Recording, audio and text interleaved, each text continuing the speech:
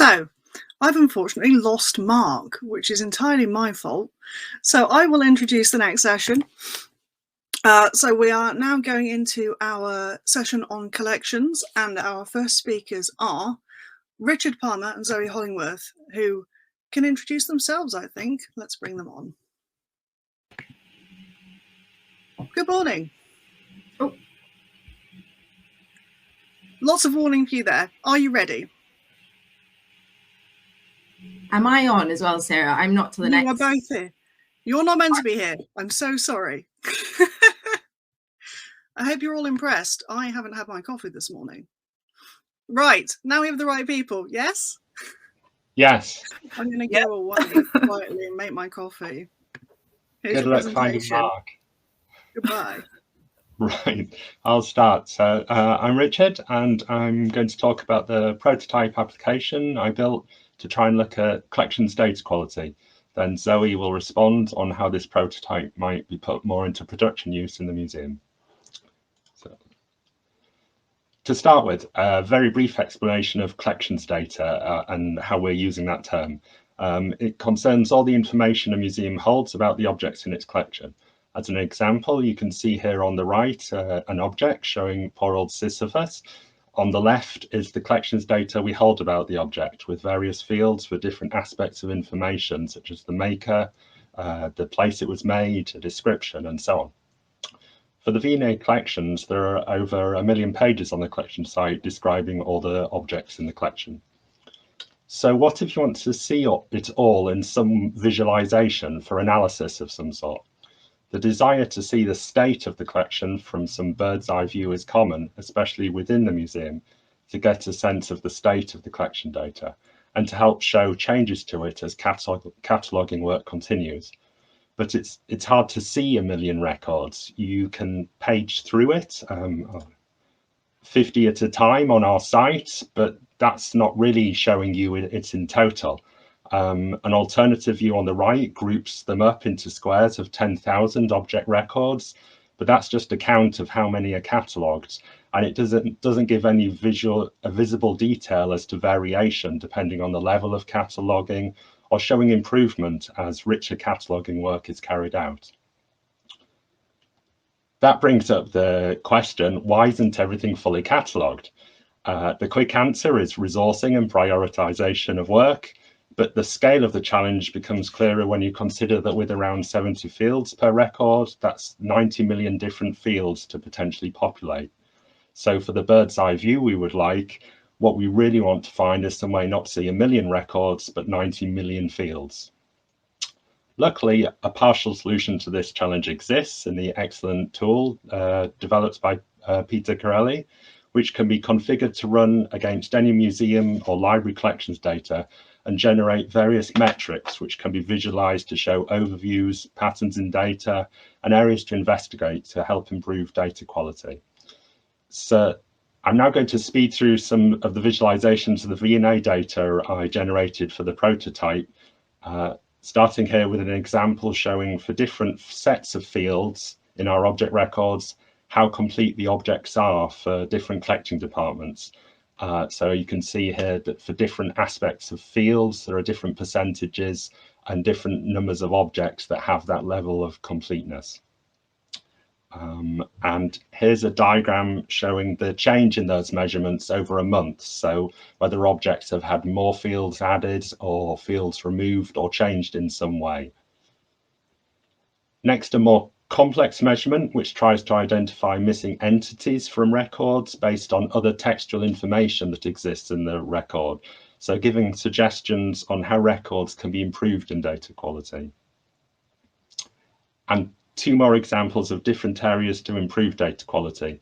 On the left, some simple checks for variations in naming that could be improved. And on the right, attempt to form fact checking of a sort. So based on the knowledge of when a material was first available, whether there could be inconsistencies in the object record. So that's the prototype done. To make that into something of more direct use for the collections management department in the museum is what Zoe will now talk about. Thank you, Richard, and good morning, everyone. So yeah, what does that all mean? When Richard first showed me his analysis of our data, I did wonder how I could use it to improve our cataloging. So what I'll talk about this morning is where I think Richard's analysis could be improved, potentially, specifically with regard to terminology. And then how the analysis can help the V&A's Collections Management Department, which is the department I work in at the V&A, and interesting discoveries in the data that might help people beyond collections management. Next slide, please. Oh. Yeah. One of the aspects of Richard's analysis and graphics that I questioned was the concept terminology he'd chosen. So how Richard chose to group the 70 plus fields he mentioned in our collections management system wasn't immediately clear to me and required some explanation. So what I'd like to see instead is the fields mapped according to our internal monthly reporting, which you can see on the right-hand side. Like what Richard's graph on the left demonstrates, we report on completeness of fields across museums' collections and measure this against annual cataloging targets. Currently, this reporting is just figures, numbers, but having graphs alongside would be beneficial for those who respond better to visual representations of our data. Next slide, please. So right off the bat, I saw a few data cleaning opportunities in Richard's analysis, primarily around the object types or names. We want to create consistency in how records are cataloged so it helps online visitors find objects they're interested in. For example, the fact that a photograph could be called photograph or photographs, and both upper and lowercase, all of which are presented as 4 different entities online, makes it difficult for a researcher to locate all the photographs in the V&A collection. So using the analysis on object names, I have already started scoping out a data cleaning project that would initially prevent people in the museum from creating additional terms. It would then focus on cleaning up the variations, linking to a single term, and ensuring that consistency is what we're after. The other data cleaning priority would be around the length of object names. So utilizing Spectrum, which is the UK Collections Management Standard, we know that the object name should be a single term, but some of our catalogers have used full sentences instead, which is incredibly helpful. This complicates search results on the public-facing website, Explore the Collections, making objects difficult to locate or link with similar items in our collection. Next slide, please. Finally, there was Richard's fact-check analysis on materials and techniques, which he alluded to earlier. This analysis compared when the object was made with the material or technique cataloged against it and identifies where that material or technique didn't exist at the time of when the object was made. So this is an example of a film costume for Nell Gwyn made in 1934, which is made up of cotton, satin, lace, and nylon. But then if you look at the History of Plastics website, you can see nylon wasn't released as a synthetic silk hosiery until 1939. So this is something the analysis identified as being at odds within the cataloged information. So in this way, Richard's work could be utilized by our colleagues in curatorial to verify the material or technique so that the information presented to the public is as accurate as possible. An initial investigation might find that it's just a typo, or on the flip side, it could help specify a date range because said material or technique was only available from a certain year. So understandably, this could lead people down interesting rabbit holes of research. And please excuse the Alice in Wonderland exhibition. We do have an Alice exhibition open at the moment. And I'll just say thank you for our last slide. Thank you very much for listening to us today. And if you have any questions, please post them in the chat or feel free to contact us directly. Thank you very much for that talk. Backstage is a good place to be, by the way. So next up, we have Isobel MacDonald, who is a project curator from British Museum, and she'll be talking about examining the history of the British Museum's collections through data. So over to you, Isobel. Brilliant. Thanks, Mark. I'll just try and share my screen. Oh, share screen. Share. There we go. Hopefully you can see that okay. Good morning, and I just wanted to start by saying thank you for inviting me to speak today on my current research and progress at the British Museum. I am a collecting historian, so I am very much a non-technical person, but I hope that I can kind of show you what it is I've been doing with, with the data at the British Museum. So let's get started. So in the next 10 minutes, I'm going to take you through some of my findings from my current research at the British Museum. The purpose of my research is to examine the value of using our database, which is Museum Index Plus or Collections Index Plus, as a tool to explore the large-scale history of the British Museum's collections, with the intention being to understand the shape and broader factors that determine the growth of the collection, rather than concentrate on individual collectors, collections, or curators. This type of analysis can be achieved by using any database that is downloadable to an Excel or similar format. And whilst I'm talking about the BM collections, these methods can be applied to other museum collections. In fact, other similar data-driven projects have been undertaken at the Pitt Rivers Museum, National Museum of Scotland, and National Gallery of Art in Washington.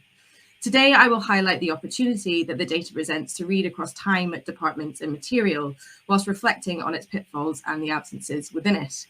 I've structured my presentation around 5 questions. What is the data? Why use the data? What can we see? And what are the limitations? So what's the data that I'm looking at? The digital records of over 4 million objects, which contain a range of information, including details of when and from whom, who and how they were acquired, exhibition and conservation histories, and much more. And the kind of image on the left you can see is the kind of potential breadth of information. The database, also includes related authorities databases which hold associated information, including, for example, biographical information. The information on MI Plus is what is in the British Museum's collection now. It does not include objects that have been transferred or exchanged. The British Museum's collection was formed in 1753 through the bequest of Sir Hans Sloane, a collector, physician, and benefactor with financial and marital links to the transatlantic slave trade and slave ownership. His collection today, once held together, is split between 3 collections, as we saw earlier: the British Museum, a Natural History Museum, and British Library. The British Museum is unique in having a large database with detailed history of acquisition and display. The database was created specifically for the museum to fit the needs of all departments and aspects of its collection, rather than using a ready-made collections management tool. Its uniqueness comes from the fact that it is at once a digital register, catalogue, and collections management tool.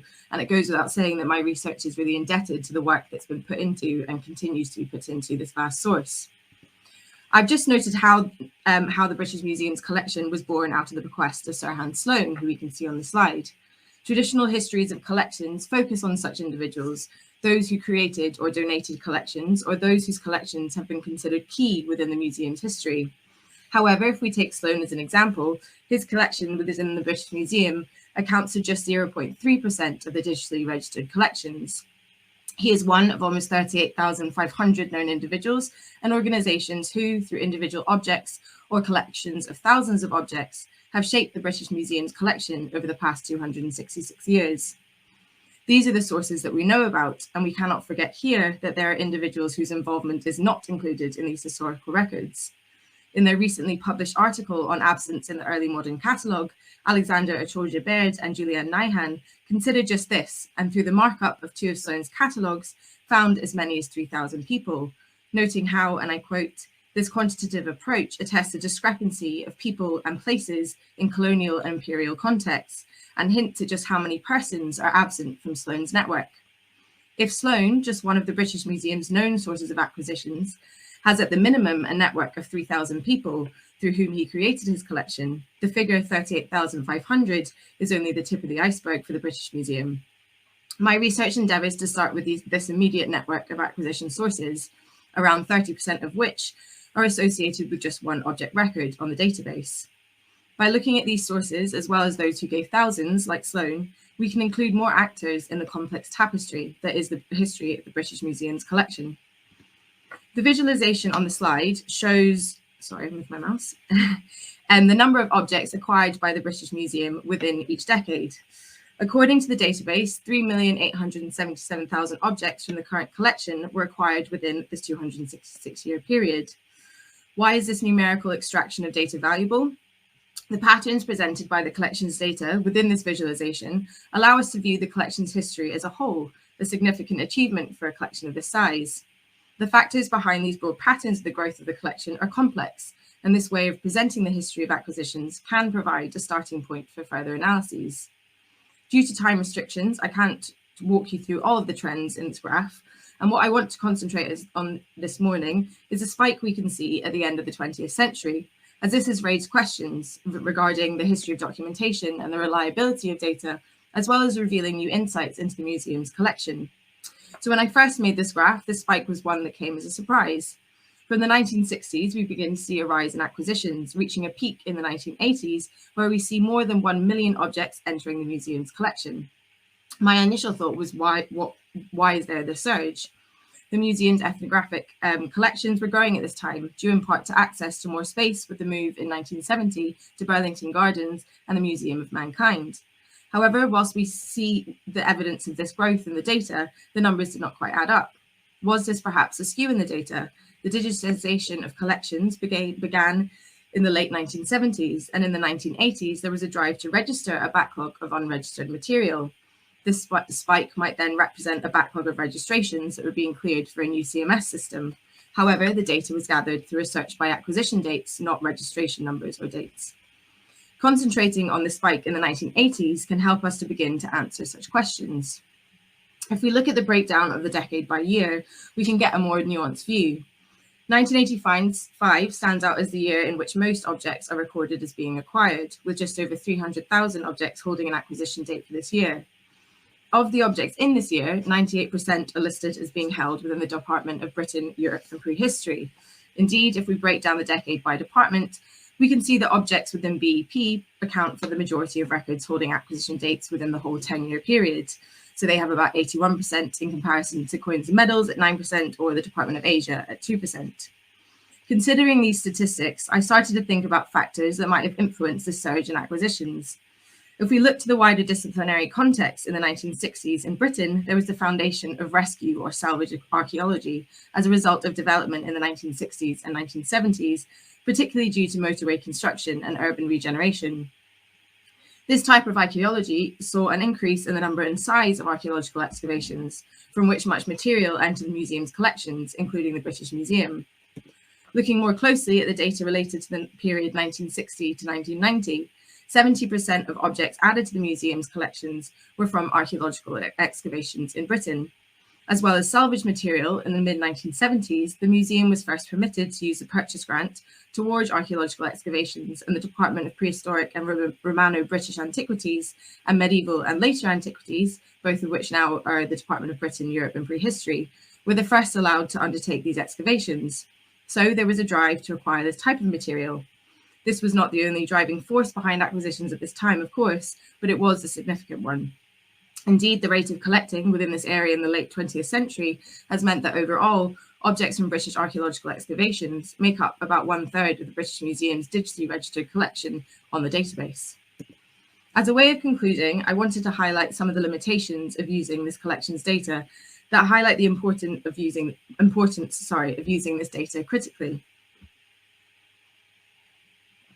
To gather these findings, I rely on the British Museum's collection database, a source which has both strengths and weaknesses, some particular to the British Museum and others common features of other collection databases.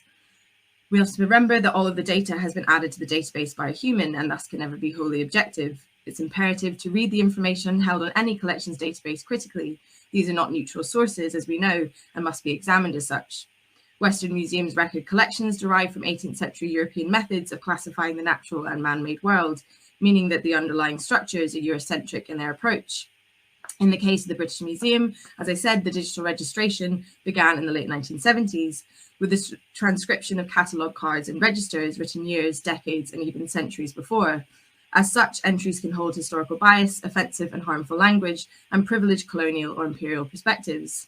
As Hannah Turner has argued, museum records are both critical and contextual and historical, and when used, this needs to be kept in mind. Other limitations that are more specific to the British Museum and this method include that not all of the collection is digitally registered. As I said before, it holds over 4 million objects. However, with a collection estimated at 8 million objects, what we have on MI Plus can only tell us part of the story. From looking further into this number 8 million, however, and conversations with departments regarding what is not on MI Plus, I am confident that the patterns presented are true to the collection at a high level. The recent decant of the storage site at Blythe House, for example, has led to the systematic registration of more British archaeological assemblages from the 1970s and 80s that will only add to the numbers recorded on the database. Objects no longer in the collection also need to be considered, especially with regard to the breakaway of the natural history collections and the printed book collections. This material that has once been part of the British Museum's collection is no longer, and as such we do not hold the records for these collections, raising the question of how trends might change if these networks of exchange and transfer were considered. We must also bear in mind that just because something's on the database, it doesn't mean that its record is detailed and complete. Some objects might have skeleton entries and others might have full detailed descriptions of provenance, acquisition sources, physical descriptions, etc. Today, I've looked mostly at acquisition dates, a variable that is well recorded on the database with around 86% of records holding an acquisition date. Nevertheless, and in spite of these limitations, what we do have on MI Plus is extensive, and I hope I have shown the potential it has to act as a starting point, giving an indication of the whole and a general understanding of the shape of the collection and how it's developed over time. Thank you. Thanks so much for that, Isobel. That was great. So next up, we got a talk from the National Portrait Gallery. We have Katherine Biggs, who is the Senior Digital Manager, and Julia Bell, the Digital Collections Manager. And their talk is called Portraits by Numbers, the Bigger Picture. Over to you guys. Great. Thanks, Mark. So hopefully everyone can see the slides. So I'm Kath, and with Julia, we're going to take you through in a bit of a whistle-stop tour some of the data that sits behind the National Portrait Gallery's collection, which is represented here by Dorothy Hodgkin, and actually some of the ways in which we can use this data to influence our ways of working and ultimately how we engage our audiences. In pulling this talk together, I'm really grateful to our digital collections team for cataloguing, grouping, tagging so many of our portraits as mathematicians and scientists, so that I could come up with some really good images that represent data. So this is Andrew Wiles. Looking at the sort of data that we collect. Sorry to interrupt, the slides are they're not showing full screen and it's not moved on to Andrew yet. Oh. It is on my screen. Oh no. I will try this. Thank you for letting me know. Let's try that. And then that. Does that work? That's better. Perfect. Okay. This is Andrew Wiles. Don't want anyone to miss out on that. So the sorts of data that we collect. This is the this is our perennially most viewed portraits on the website. So this is Elizabeth I, known as the digital portrait. And to give you a flavour of some of the myriad data that we collect around our collection, we know how many people have viewed this image online, how many page views over a particular period of time. We know where those traffic sources are coming from. We know how that varies over time. We know that it's the 16th most popular print to buy, and that it's got 3 associated shop products, including a fridge magnet. We know who painted it, when they painted it. We know what the conservation history is and the digitization history. We know when it's been on loan, when it's been part of exhibitions, when it was acquired, and all the accompanying aspects. So X-ray images, talks, audio files. But actually, how do we start to use this data to better understand how people are engaging with our collection?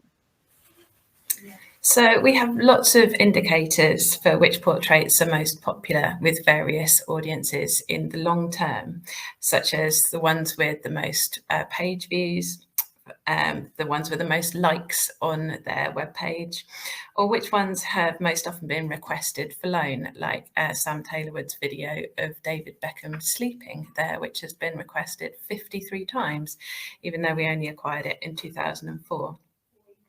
And also which ones have sold the most prints. So we've got our top 3 up there of the Queen, Kate Moss and Richard III. But these sorts of metrics are distorted by the fact that we're constantly acquiring and cataloguing more works. So some have been in the collection database and on our other systems and our website far longer than others. But what these metrics do tell us is that our collection has a very long tail of interest. So what you can see here is how the number of print sales per portrait extends off on a very long tail. So since our records began in 2009, we've sold prints of around 12,500 different portraits. But the vast majority of these, over 11,000, have only been bought as prints once or twice. And we think that this is largely due to the fact that many website users find their way to us and to buying a print because of a family connection they have to one of the sitters or artists in our collection. And we know this because ancestry.co.uk is one of the most popular web traffic referral sites to ours.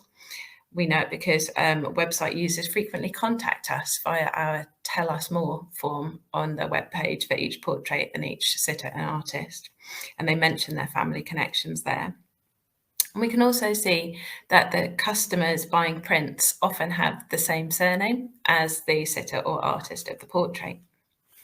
And therefore, we know that it's worthwhile increasing the quality and depth of our collections data across the board, rather than just focusing on the most popular portraits, which is great because we're not just seeking to simply capitalise on the most, what's already popular, but to try and attract new and more diverse audiences.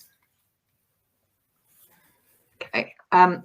Another interesting way of looking at our data is actually how it changes over time, trying to understand why. So, for example, if we compare the most viewed portraits online from a particular time period in 2020 against the same time period in 2021, there are a few notable differences. Namely, Christine Keeler pops into the top 5.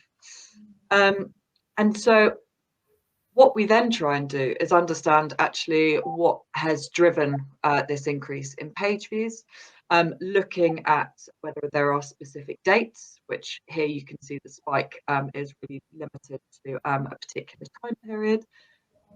Looking at the traffic sources to understand actually, was it that the portrait was mentioned in a newspaper article, or did we undertake some social media? In this case, it was actually perfectly aligned to the launch of the BBC show, which also referenced that portrait. So it was viewers of that then coming to look at the portrait itself. We can see similar spikes around wider events. So, for example, the toppling of the Edward Colston statue in June 2020. Now, it's worth noting that the spike here is considerably lower than it was for Christine Keeler. And we think this is because we only have a printed Colston collection, which is also available in other places.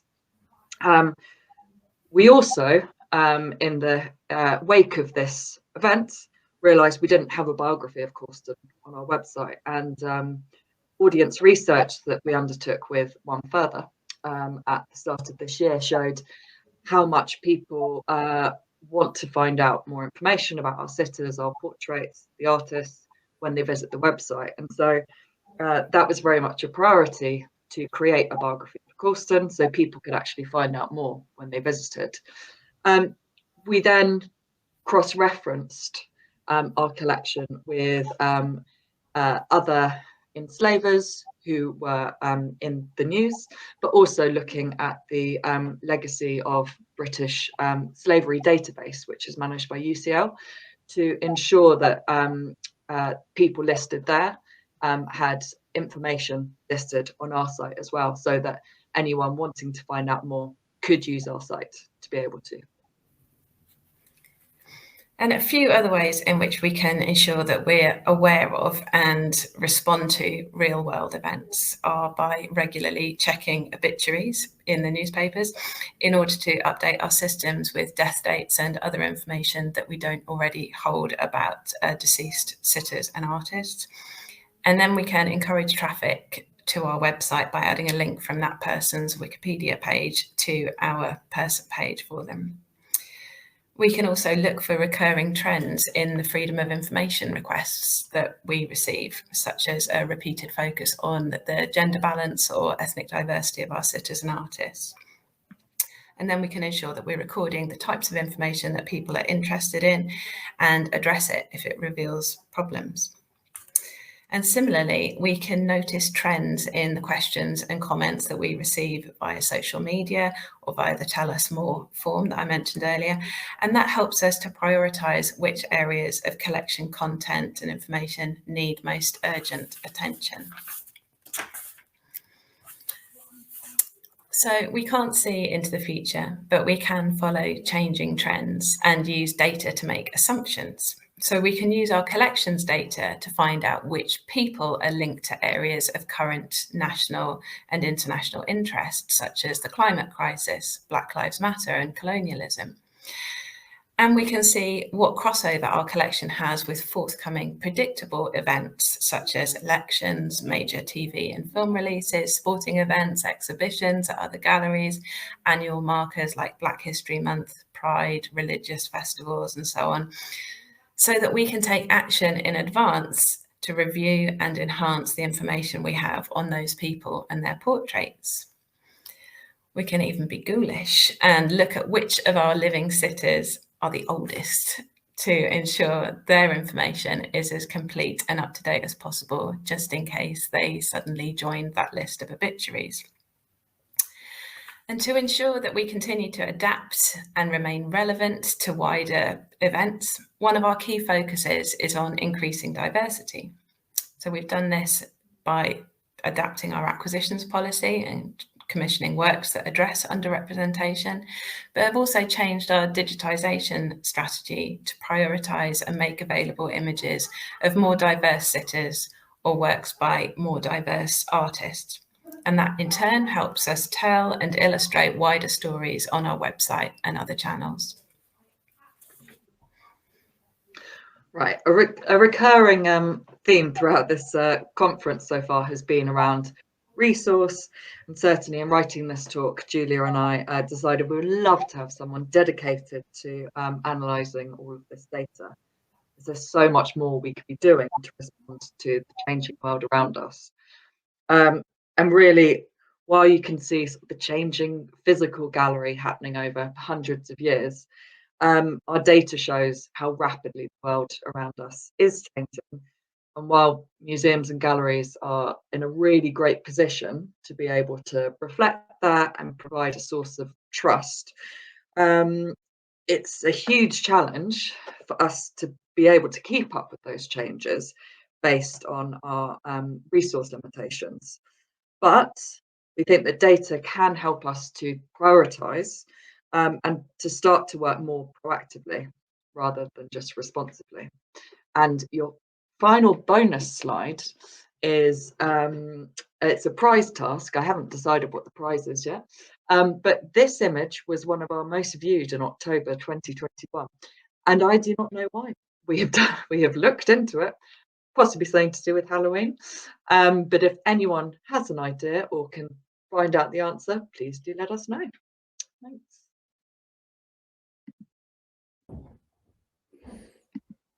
Thanks for that, Kath and Julia. So we've got a question and answer round now. So if everyone can please put any questions in the chat and we'll try and read them out. I'll kick off with one from Rupert Shepherd earlier, and that's to Richard. He asks, how did you carry out your analysis? Was it hand-built queries or something more automatable? I gave a really long answer in the chat because I didn't want to bore everyone in this, but yeah, it's automatable, and so it can rerun monthly, and that gives the difference between the previous months as well. Yeah, a Nice. longer answer in chat. Okay, thanks. I'm sure we'll check out the chat. Got one from Roisin Daly to Zoe about data cleaning. How and what factors did you prioritize in order to develop data cleaning processes, and is this ongoing? Yes, definitely ongoing. I think one of the biggest bugbears for my team is object names, because there's such variation, and that's exacerbated by the fact that people can just create their own object names. They don't stick to the existing terminology. So Richard's analysis was actually a really good way to kind of show, oh, look, there are all the issues, or at least, you know, the top issues that we can see. So I knew the first thing we needed to do is kind of lock down the permissions for people to be able to create those new terms. And I know that's possible in our system. So yeah, the first step is to get all of our curators to say, yes, good idea.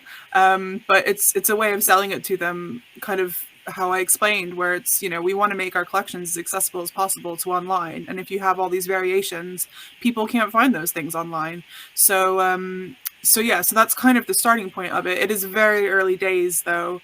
And I'm hoping once I get everybody on board with, I'm going to take your permissions away, then we can properly start delving into the data. But thankfully we have a database administrator who's able to pull out basically all the issues for us straight from our database as well.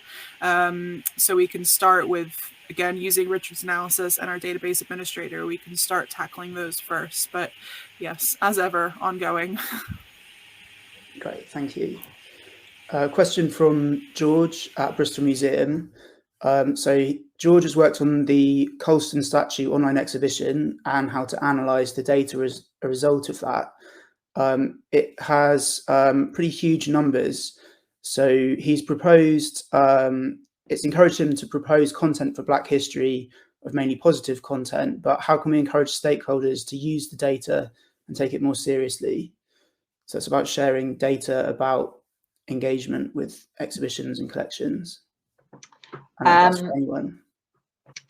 So I guess from my perspective, it's about going back to actually what the role of your organisation is, which ours is very much to share these stories, and using data, particularly audience-driven data, is a really compelling argument for showing what audiences want to see and what they engage with, rather than just focusing on things that we think we should be sharing.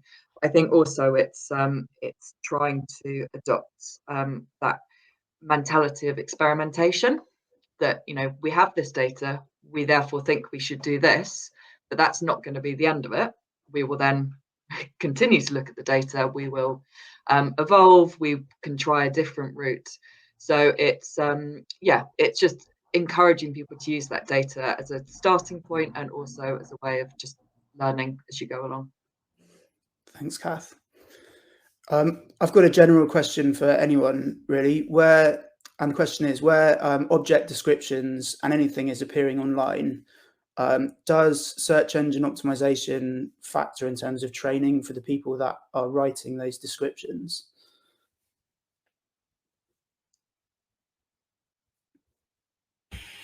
I wouldn't really be able to speak to that, being kind of on the other side of it. So I'm not so much on the technical side, so can't really help with that one. Sorry. No problem. I can't give a complete answer, but I can give my side of it, and then Zoe can maybe give the collections management side, which is we know there are terms where we use object names that aren't the popular name for that object, and comics is the main one, because I think in Getty it is called consecutive something graphics, and so there are cases where we know we would be better putting in both the correct, according to Getty, term or the actual term that, you know, the general public would use when they're looking for it. but then that's just more data management work to do with that duplication. So it never ends. Yeah, it's a tricky one, isn't it? Miriam Silverman has asked, is place data included in the collections data, and are collections ever shown mapped? And I think that's for anyone that wants to answer it. We do have a, I was just double checking in the background where this is. So yes, we do have place data in our collections management system. We don't particularly use it to map. However, I know one of the departments in the museum has created a V&A national map to show where all the touring exhibitions are and where all the items on loan are. I can post that link in the chat if you're curious, but they pull that data from our collections management system and then use that to create the map, which is just Google Maps essentially. But that's the only way we use it. We also have place data for, you can see where objects were found or produced in that sense. But again, I don't think as yet there's been a kind of mapping example within the museum, but hopefully we can do that soon. And similarly, at the National Portrait Gallery, we store links between people, that's so sitters and artists, and places, multiple places that they can be associated with, like where they're born, worked, died. And we also link places to objects. There's a place of production or place being portrayed. But the mapping part, we've previously done some work with a sort of handcrafted map where you link something to the country as a whole, but not pinpoint it within the country, for example. That's something we'd like to do more of. Thanks. Richard Light's got a question for National Portrait Gallery about making use of external resources. So can't you use Wikipedia to save you time when documenting people? For example, Wikitree URLs to identify them. So you mentioned ODMB, which is the Oxford Dictionary of National Biography, and we do link to that person page or the entry in the ODMB where we know there is a match. But we have resisted replacing our own curatorially written captions and biographies and replacing them with Wikipedia entries so far, if that's, I think, what you're getting at. Yeah, it's an ongoing discussion, because particularly after we got the audience research back, which unsurprisingly showed that people like finding out more information about the collection, it's highlighted the fact that we don't internally have sufficient resource to be able to go through all 200,000 and make sure that actually they've got full biographies. And one of the ways would be to link to an external site, but it's an ongoing organisational discussion about the importance of that versus the importance of our voice. So yes, one day we'll be able to tell you the answer, hopefully. Okay, another question from me, and I really want to know the answer to this, is when we're looking at the analytics for our online collections, it's pretty clear that about 20% of the records get 80% of the hits. So the kind of question is, should we focus on beefing up those records to get more opportunity from that traffic? Or should we focus on the tail end of all the records that never get hits, perhaps because the data's not there, or perhaps because people aren't interested in them? And how do you approach that kind of thing? And that's to anyone that has an idea about that. I think that's what I was covering when I was showing the long tail slide, is that for our particular collection, the audience is really dispersed, and we want to be able to cater for people with a niche connection as well as the most popular portraits and people in the collection. So trying to, I suppose, in a commercial sense, we might focus our shop products on the most popular portraits, but in terms of the information that we make available, we're trying to be as broad as we can within our resources. Great, thanks, Julia. I've got a question for Isobel. You're using a lot of dates in your analysis going back quite far in time. How much did you have to data clean them in order to visualize them? Yeah, it's a good question. I think that really came up in what I was saying about the 1980s, especially because there was this question of whether these were kind of registration dates or acquisition dates, kind of getting confused. So I have had to do a lot of kind of going through and cross-referencing with our database manually, or kind of authorities databases. Obviously, with the number of records I'm using, it's kind of, that would be, as an individual doing this, doing all of those would be quite a huge task. But it kind of takes, each time I kind of download a bit from the database, I'll have a look through them, and I kind of have discussions with colleagues whether if I have questions around certain areas. So it does take a bit of cleaning to ensure that what's coming out was actually from the period it says. And there have been instances where there have been typos that I've had to kind of cross-reference with our catalogue manager and keepers and curators to ensure that they're the right dates. Thank you. So I think that concludes the Q&A session. I want to thank all of our speakers, and thanks everyone for the questions and the comments in the chat. So next up, we've got a break till 11:50. So catch you then.